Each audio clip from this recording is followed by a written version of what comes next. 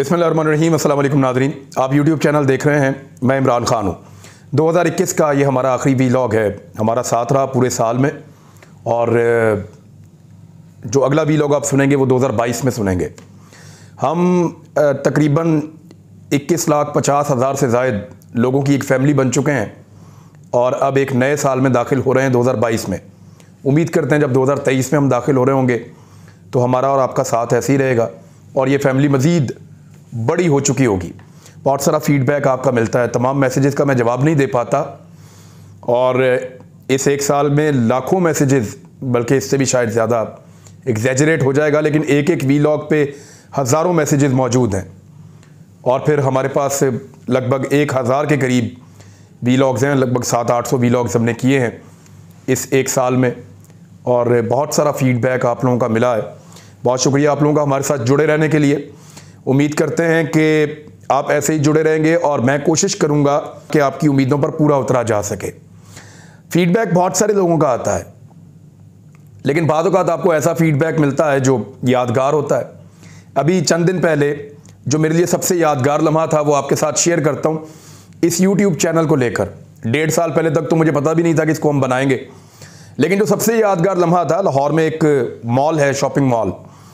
मैंने कुछ ज़रूरी सामान लेना था और मैं अपनी फैमिली के साथ वहाँ पे गया, और गाड़ी में रह गया मास्क, और गाड़ी जो थी वो सड़क के उस तरफ थी। तो मास्क लेने के लिए वापस या तो गाड़ी जाना पड़ता, या फिर वो सामने एक फुटपाथ पे एक बाबा जी ज़मीन पे वो चादर बिछाकर बैठे हुए थे, और उनके पास कुछ मास्क, कुछ तस्बीहां, टोपियाँ, कुछ इस तरह के छोटे मोटे सामान उनके पास मौजूद थे जो वो बेचते थे वहाँ पे बाबा जी। तो मेरी बेगम ने मुझे कहा कि यहाँ से आप मास्क ले लें बाबा जी से, बजाय इसके कि आप वापस गाड़ी में जाएँ ना। तो मैंने उनसे कहा, मैंने कहा एक मास्क दे दें, मैंने ये अंदर जाना है इसमें शॉपिंग मॉल में, तो एंट्री नहीं है उसके बगैर। तो वो बाबा जी ने अपने वो कपड़ों के ऊपर से उठा के एक मास्क, ब्लैक कलर का, मुझे याद, मेरे पास अभी भी है, ब्लैक कलर का मास्क उन्होंने मुझे दिया, और मुझे कहते आप इमरान हैं? मैंने कहा जी मैं इमरान। उन्होंने कहा बेटा मैं आपके चैनल का सब्सक्राइबर हूँ। उनके मुंह से ये सब्सक्राइबर का वर्ड सुन के मुझे हैरत हुई थोड़ी सी, कि नॉर्मली मैं एक्सपेक्ट नहीं कर रहा था कि वहाँ फुटपाथ पे बैठे हुए एक बाबा जी इतनी शफकत से ऐसे बात करेंगे। उन्होंने कहा जी मैं आपकी सारी वीडियोस देखता हूँ और सारी वीडियो सुनता हूँ, और आपको पता है मैं आपके लिए दुआ भी करता हूँ। पूरी दुनिया से लोग फीडबैक देते हैं, अरब रियासतों से, अमेरिका से, यूरोप से, कनाडा से, बहुत सारे मुल्कों से। आप यकीन जानिए हर फीडबैक का मैं शुक्रगुजार हूँ, लेकिन जो मुझे वो बाबा जी से बात करने का मज़ा आया, या वो जो फील थी, वो मैं बयान नहीं कर सकता। मुझे बड़ी खुशी हुई है कि हमारी उस फैमिली का हिस्सा वो बाबा जी भी हैं। यानी मुझे इससे कॉन्फिडेंस मिला कि हर तबके के, हर जगह के लोग हमारे साथ जुड़े हुए हैं, और अब हम 2022 में दाखिल हो रहे हैं हम सब, और वो बाबा जी भी हमारे साथ दाखिल हो रहे हैं। तो अल्लाह ताला आप सबको सलामत रखे और हमें बेहतर काम करने की तौफीक दे। अपनी दुआओं में याद रखिएगा। 2022 उसके आने से पहले 2021 का एक टारगेट था हुकूमत पाकिस्तान का, बहुत बड़ा टारगेट था, उसको हुकूमत ने पूरा किया है, और ये एक बड़ी खबर है। बड़ी खबर क्या है मैं आपको पढ़ के सुना देता हूं। साल का आखिरी दिन यानी 31 दिसंबर 2021 हुकूमत ने एक खबर दी थी, और ये खबर छपी थी मई में, क्योंकि 3 फरवरी को पाकिस्तान ने पहली वैक्सीन लगाई थी। जो वैक्सीनेशन का अमल है पाकिस्तान ने 3 फरवरी 2021 को शुरू किया था, और पाकिस्तान ने एक टारगेट सेट किया था जो 31 मई 2021 की एक खबर है। ये आप इसको देख लें, इसका क्लिप। इस खबर में लिखा है कि Pakistan aims to vaccinate 70 million against कोविड-19 बाई ईयर्स एंड। इस साल के इख्तिताम तक पाकिस्तान चाहता है कि कम से कम 7 करोड़ लोगों को इस साल के इख्तिताम तक कोविड की वैक्सीन लगा दी जाए।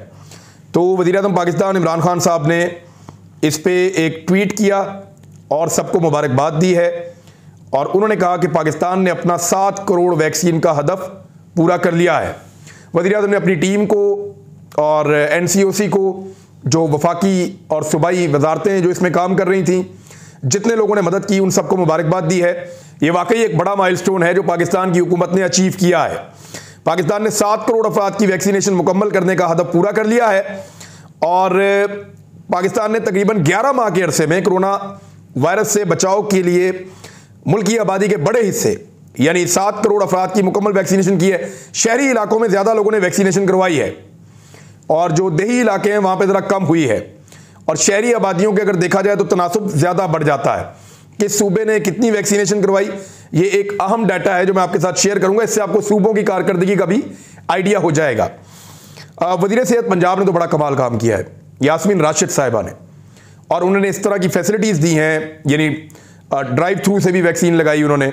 जैसे आप मैकडोनल्ड ले सकते हैं तो फिर आप ऐसे ही वैक्सीन भी लगवा सकते हैं। मुख्तलिफ उन्होंने तरीक़ाकार बनाए और मैक्सिमम लोगों को कोशिश की कि वैक्सीन लगे।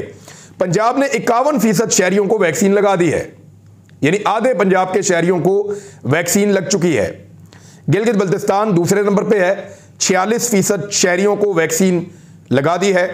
आज़ाद कश्मीर तीसरे नंबर पे है, 45% लोगों को वैक्सीन लग चुकी है।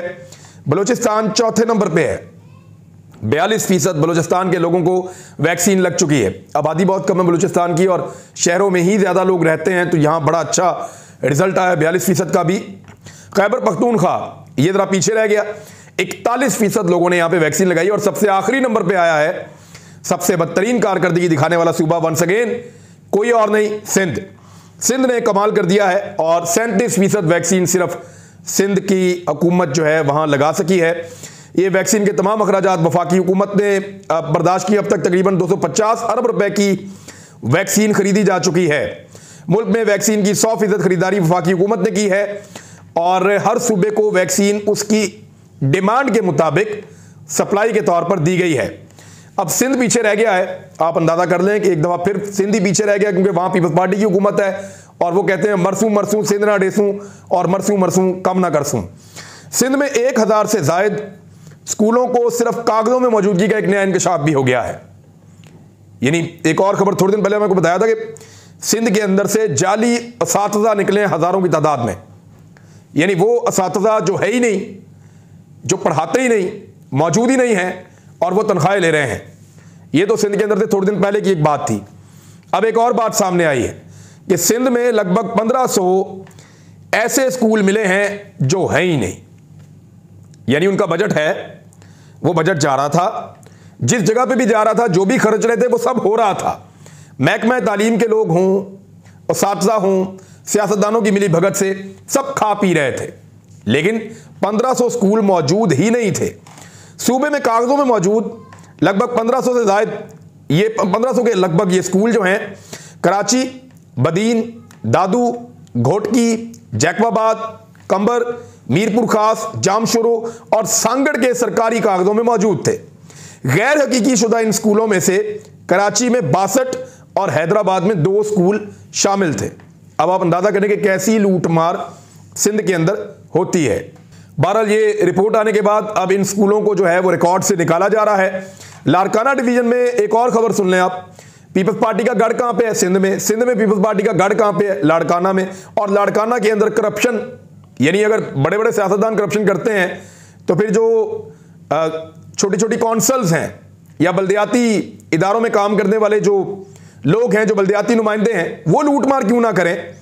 अब एक ऑडिटर जनरल की रिपोर्ट आई है, उसके मुताबिक सिंध के अंदर एनर्जी सेवर की खरीदारी से लेकर बेशुमार कामों के अंदर जो अखराजात हुए हैं उनका रिकॉर्ड ही पेश नहीं किया गया। यानी बल्दियाती कौंसल्स ने 655 मिलियन अखराजात का सबूत ही नहीं दिया। 655 मिलियन के अखराजात हैं, उनका सबूत नहीं दिया।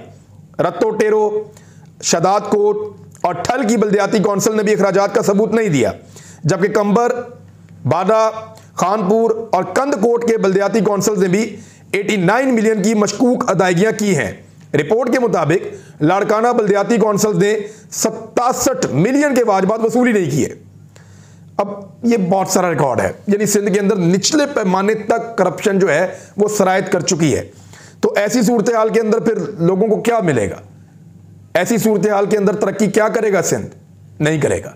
अब एक और बड़ी इंपॉर्टेंट खबर है जो मैं आपको दे रहा हूं कि जो फॉरेन फंडिंग केस था पाकिस्तान तहरीक इंसाफ के खिलाफ, उसी तरह का केस पाकिस्तान तहरीक इंसाफ ने रद्द-ए-अमल के तौर पे PMLN और पीपल्स पार्टी के खिलाफ खोल दिया था। PTI ने तो कुछ ना कुछ करके अपना रिकॉर्ड पेश कर दिया था। यानी PTI के पास जो फंडिंग आई उनके पास रिकॉर्ड मौजूद था, वो ये बता रहे थे ये फंडिंग ऐसे ऐसे आई और ये सारा रिकॉर्ड मौजूद है। लेकिन वो फंडिंग जिन जराए से आई उन जराए के ऊपर एतराज किया जा रहा था। यानी ये कहा जा रहा था कि ये फंडिंग इस कंपनी ने दी है, इस कंपनी में तो यहूदी काम करते हैं, या ये कंपनी फला बंदे ने दी है, ये फंडिंग, वो बंदा मशकूक है। ये इस किस्म का वहां पे प्रॉब्लम था पाकिस्तान तहरीक इंसाफ की फंडिंग में। लेकिन उन्होंने ये जरूर बताया कि ये पैसे कैसे और कहां से आए, जबकि पीपल्स पार्टी और नून लीग की फंडिंग की तफसीलात में करोड़ों रुपए की रसीदें मौजूद ही नहीं है सिरे से। इलेक्शन कमीशन में सियासी जमातों की फॉरेन फंडिंग केस में पीपल्स पार्टी और नून लीग की फंडिंग तफसीलात में मुबैना अकाउंट्स की मौजूदगी पर नया पेंडोरा बॉक्स खुल गया है। मुस्लिम लीग नून के 9 अकाउंट्स में से 7 की बैंक स्टेटमेंट ही नहीं है। 2013 से 2015 तक ऑडिटर्स ने नून लीग के मुबैना 7 अकाउंट्स की निशानदेही कर दी है। यानी ये 2 साल का रिकॉर्ड चेक किया है जो पीटीआई ने ऑडिटर्स लगाए थे, उन्होंने 7 अकाउंट की निशानदेही कर दी है जो इलेक्शन कमीशन से छुपाए गए। 5 अकाउंट पंजाब के और पंजाब, केपी और सिंध में चल रहे थे। जराए के मुताबिक पीटीआई के मुरतब एतराजात में बताया गया है कि नून लीग मुबैना तौर पर 45 करोड़ से जायद का हिसाब पेश करने में नाकाम रही है। सिर्फ 2% का मुस्लिम लीग नून रिकॉर्ड पेश कर सकी है। यानी नून लीग ने जो रिकॉर्ड पेश किया वो सिर्फ 2% का है। हुआ यह था कि नून लीग ने और पीपल्स पार्टी ने पीटीआई के जो मवाद है उस तक एक्सेस के लिए कोशिश की थी। अकबर एस बाबर पीछे पड़े हुए थे और इलेक्शन कमीशन उनको हेल्प आउट कर रहा था और वो करना भी चाहिए। इसी तरह जब पीटीआई ने कहा कि हमें भी इनका रिकॉर्ड दिया जाए तो उनको भी रिकॉर्ड मिल गया और पीटीआई ने अपने ऑडिटर्स के हवाले कर दिया। वो कहते हैं सिर्फ 2% ऐसी ट्रांजैक्शंस हैं जिनका रिकॉर्ड ये बता रहे हैं। इस खबर के मुताबिक पीटीआई जायदा रिपोर्ट में इंकशाफ हुआ है कि हनीफ खान के नाम से 45 करोड़ और भुवन दास के नाम से 3 करोड़ की रकम ली गई है। इस रकम का रिकॉर्ड भी पेश नहीं किया जा सका। मुस्लिम लीग नून को 2013 से 2015 के 3 सालों में 46 करोड़ के एहतियात आए, 1 करोड़ 65 लाख के अखराजात का कोई हिसाब नहीं दिया जा सका। दूसरी जानिब पीपल्स पार्टी जो है उनका भी 35 करोड़ के रिकॉर्ड का कोई पता नहीं है कि किधर है। 2013 में 9, 2014 में 11, 2015 में 10 अकाउंट की पीपल्स पार्टी ने बैंक स्टेटमेंट इलेक्शन कमीशन में जमा ही नहीं करवाई। तो ये पीपल्स पार्टी के साथ भी ये सेम प्रॉब्लम है, नून लीग के साथ भी है। अगर इसमें पीटीआई फंसेगी तो बाकी भी सारे फंसेंगे। एक बड़ा केस जो अदालत में लगा हुआ है, यहां मुझे आखिर में आना था क्योंकि ये बहुत इंपॉर्टेंट इशू है। आजकल बहुत सारे सहाफी और बहुत सारे इदारे बार बार ये कह रहे हैं कि अंसार अब्बासी की खबर ठीक थी, जंग ग्रुप ने जो खबर दी वो खबर ठीक थी और खबर देना उनका हक है, उनका काम था खबर देना। खबर सही है या गलत है वो तो उसका काम है, जिस बंदे ने इसको लिखा एफिडेविट के हकायक ठीक हैं या एफिडेविट के हकायक गलत हैं, इसका फैसला एक ऑडिटर नहीं कर सकता। उसका काम था सिर्फ उसको छाप देना। मिसाल के तौर पे कल कोई आदमी पाकिस्तान के खिलाफ कोई मवाद लिख कर ले आता है तो क्या जंग अखबार उसको छाप देगा पकड़ के? वो ये नहीं देखेगा कि इसके हकायक ठीक हैं या गलत हैं। मिसाल के तौर पे एक आदमी है कोई भी, वो पाकिस्तान के खिलाफ एक बयान हल्फी दे देता है और वो ये कहता है कि पाकिस्तान गलत मार दे वजूद में आया, तो उसका बयान हल्फी जंग अखबार वैसे ही उठा के छाप देगा या वो अपनी विजडम से, अपनी सहाफती अकल से काम लेंगे कि ये ठीक लिखा है या गलत लिखा है? मैं आपको एक सिंपल डेफिनेशन बताता हूं कि एक आदमी ये कहे कि बाहर बारिश हो रही है और दूसरा आदमी ये कहे कि बाहर बारिश नहीं हो रही। मीडिया का ये काम नहीं है कि दोनों का मौकिफ लिख दे। मीडिया का काम है खिड़की से गर्दन बाहर निकाल के ना देखे कि बारिश हो रही है या नहीं हो रही। जिसका मौकिफ ठीक है उसको रिपोर्ट करे कि जनाब बारिश हो रही है। मैंने आपको इतनी आसान मिसाल बता दी है, इससे ज्यादा आसान मिसाल नहीं हो सकती। तो ये इदारों के खिलाफ एक साजिश थी जिसके अंदर जंग ग्रुप शामिल हुआ और अब वो सजा से बचने के लिए सारा मुद्दा दूसरों पे डाल रहे हैं। और हैरत की बात यह है कि सहाफी वही है सारे के सारे जो पीएमएलएन को सपोर्ट करते हैं। ये बैनुल अक़वामी इदारे कभी तब क्यों नहीं बोलते जब बरतानिया के अंदर सहाफियों को सजाएं मिल रही होती हैं? अभी रेहाम खान ने जब जुर्माना अदा किया तब क्यों नहीं बोले? बरतानवी अदालतों के खिलाफ या वहां के निज़ाम के खिलाफ तो कभी नहीं बोलते। यहां पाकिस्तान के अंदर इनको हमेशा ऐसी चीजें याद आती हैं।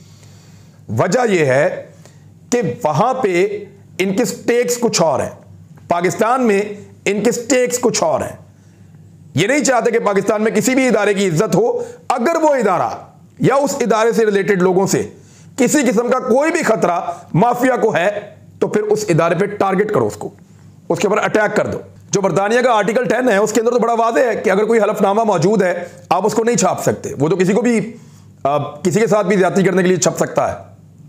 हाँ, अगर वो किसी अदालती कार्रवाई के अंदर जमा करवा दिया गया है और सरकारी डॉक्यूमेंट बन गया है किसी सूरत में, तो आप उस हलफनामे को छाप सकते हैं। हाँ, अब छाप सकते हैं। अब क्योंकि पाकिस्तान की अदालत के अंदर आ गया है, आप उसको छाप सकते हैं कि उसके अंदर क्या लिखा है। लेकिन क्या कोई बरतानिया के अंदर यह सोच सकता है कि बरतानवी अदालती सिस्टम के ऊपर कोई उंगलियां उठाए और एक बयान अल्फी लिखकर कहीं पे रख दे पाकिस्तान में और बरतानिया के अखबारात के अंदर वो छप जाए, तो वहां की अदालतें छोड़ेंगी? कभी नहीं छोड़ेंगी। बल्कि वहां पे तौहीन अदालत की कार्रवाई होगी जैसे पाकिस्तान में हो रही है, और ये कार्रवाई होनी चाहिए। यानी बड़े बड़े सहाफियों को मैं कहते हुए सुनता हूं अदालत को एक्शन लेना चाहिए। पैमरा एक्शन लेता है, कहते हैं वो क्यों ले रहा है? कोई अथॉरिटी बन रही हो, वो क्यों एक्शन ले रही है? अदालत एक्शन ले रही हो, तो अदालत एक्शन क्यों ले रही है? ये सारे इदारे खामोश रहते हैं जब कोई मामला किसी और नौइयत का किसी और मुल्क में या यूरोप में या बरतानिया में हो जाए। लेकिन पाकिस्तान के अंदर आज़ादी सारे राय के नाम के ऊपर आप जो मर्जी करें, जिसकी मर्जी पगड़ी उछालें, जिस मर्जी इदारे को आप मिलाइन करें, आप फौज को, अदलिया को गाली दें, आपको खुली छूट होनी चाहिए। मेरे ख्याल में टेस्ट केस है, और ये जो रिटन हुक्मनामा जारी हुआ है अदालत की जानिब से, इसमें साबिक चीफ जज गिलगित बल्तिस्तान राणा शमीम और बाकी लोग जो हैं वो तौहीन अदालत के बादियो नज़र में मुर्तकब करार पाए हैं, और अब उन लोगों के ऊपर जो है वो होगा ट्रायल और फर्द जुर्म आयद हो जाएगी। अब तक के लिए इतना ही। अपना ख्याल रखिएगा, अपने इस चैनल का भी। अल्लाह हाफिज़।